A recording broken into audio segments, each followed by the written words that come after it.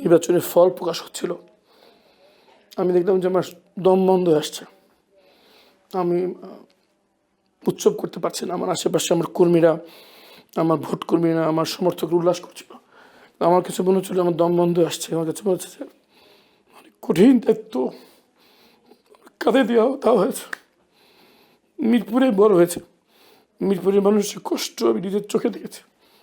এখন আমার কাছে মনে হচ্ছিল যে এদের অধিকার রক্ষার দায়িত্ব আমার কাঁধে।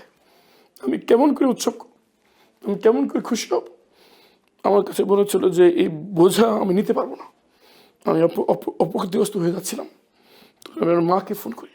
তখন আমার মা কোরআনের একটা আয়াত পড়ে আমাকে সান্ত্বনা দেন যে সৃষ্টিকর্তা কাউকে এমন করে বোঝা চাপান না যেটা সে সইতে পারবে না।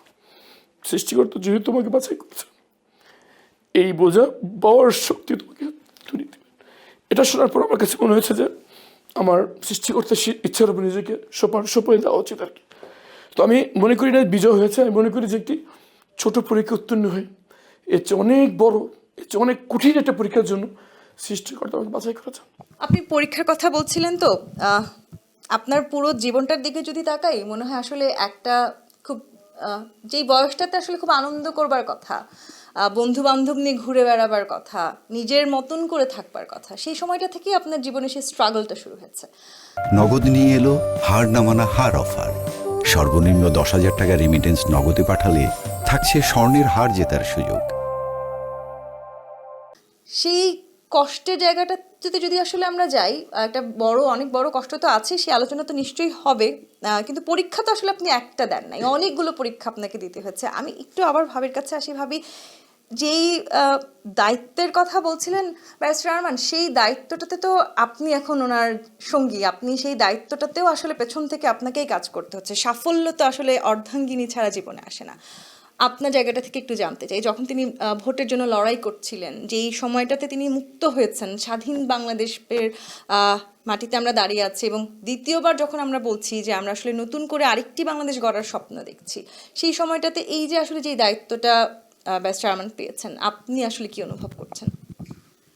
আমার ফার্স্ট থেকে মনে হচ্ছিল যে আসলেও পারবে না। মানে কেন পারবে না? কারণ আমি ওকে সবসময় খুব কাছ থেকে দেখি, যেটা আর কেউ দেখে না, যে ওর মানে ফিজিক্যাল অবস্থা অত ভালো না, যেহেতু সবাই জানে কেন ভালো না।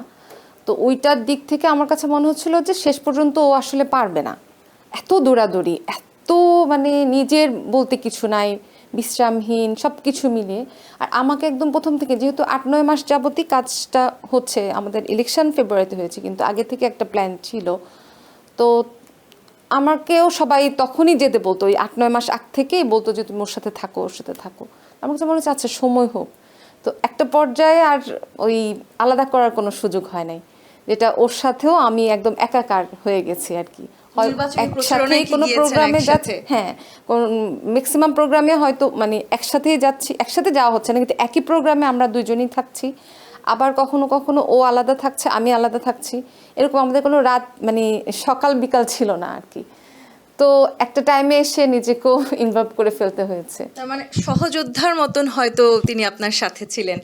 এই যে সহযোদ্ধার কথা বললাম, সেটি তো আসলে পরিবার থেকে, এবং সেই সহযোদ্ধার জায়গাটিতে আপনি নিশ্চয়ই আপনার বাবাকে দেখেছেন, আপনি আপনার আম্মার কথা বলছিলেন, আপনি নিজে যখন জয়ী হয়েছেন আপনি সবার আগে ওনাকে ফোন করেছেন।